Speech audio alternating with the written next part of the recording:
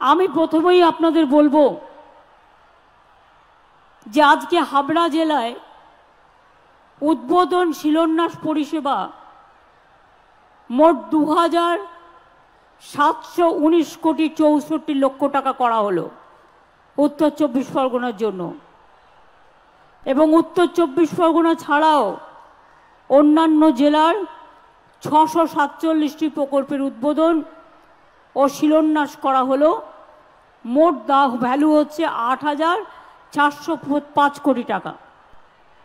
এই অনুষ্ঠান থেকে প্রায় ৭ লক্ষ পরিবারের কাছে কোনো না কোনো পরিষেবা পৌঁছে যাবে। আমার কথা আপনাদের একটু ধৈর্য ধরে শুনতে হবে, কারণ আগামী দিন বিজেপি যে অশান্তির খেলা খেলবার চেষ্টা করছেন, আমি আপনাদের যুক্তি দিয়ে সেটা বোঝাবার চেষ্টা করব। তার জন্য আমাকে কিছুটা সময় দিতে হবে। আগে বলি, ৮৫১ কোটি টাকা ব্যয়ে হাবড়া গাইঘাটা পানীয় জল প্রকল্প করা হচ্ছে। যতটা কাজ হয়েছে তাতে ব্যারাকপুর 1, হাবড়া 2 ব্লকের ৪০,০০০ মানুষ উপকৃত হবে। পরে আরও 5টি ব্লক, হাবড়া 1, গাইঘাটা, আমডাঙ্গা, দেগঙ্গা, বারাসাত 1 ব্লক, এছাড়াও 3টে মিউনিসিপ্যালিটি, হাবড়া, অশোকনগর, কল্যাণগড়, গোবরডাঙ্গা মিউনিসিপ্যালিটির ৫ লক্ষ মানুষ উপকৃত হবে। এছাড়াও মনে রাখবেন ৮৫১ কোটি টাকা ব্যয়ে, আচ্ছা ওগুলো তো বলে দিয়েছি, ৫৩০ কোটি টাকা ব্যয়ে মুড়াগাছা থেকে কাপা পর্যন্ত কল্যাণী এক্সপ্রেসওয়ের সম্প্রসারণের কাজ করা হয়েছে।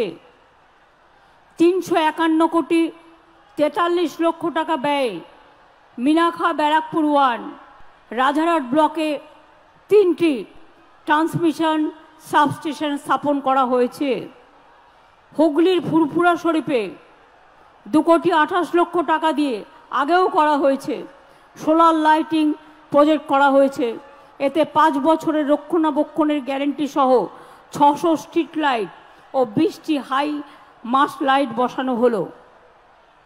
এছাড়াও মনে রাখবেন 24 পরগনার অশোকনগর স্টেট জেনারেল হাসপাতালে 27 কোটি 67 লক্ষ টাকা ব্যয়ে নার্সিং ট্রেনিং স্কুল করা হচ্ছে। হাবড়া স্টেট জেনারেল হাসপাতালে আরও 100 বেডের জন্য নতুন অনুমোদন দেওয়া হলো, যেখানে এখানকার মানুষ আরও পরিষেবা পাবে। এছাড়াও ৩,৪০০টি নতুন টেলিমেডিসিন সেন্টার, 100 বেডের অতিরিক্ত ওয়ার্ড, ক্রিটিক্যাল কেয়ার ইউনিট সহ অনেক কিছু করা হয়েছে। আজকে আপনারা দেখতে পেলেন 100 দিনের কাজ বন্ধ হয়ে গেলেও, কেন্দ্রীয় সরকার টাকা না দিলেও আমরা জব কার্ড হোল্ডারদের টাকা দিয়েছি। নামেই ওটা 100 দিনের কাজ ছিল, কিন্তু বছরে ওটা 30-35 দিন হতো। তাই আমরা ধাপ্পা না দিয়ে আর দিল্লির কাছে মাথা নত না করে আজ থেকে কর্মশ্রী প্রকল্প চালু করছি, যাতে 50 দিন জব কার্ড হোল্ডাররা কাজ পাবেন এবং তাদের টাকা নিশ্চিন্ত থাকবে।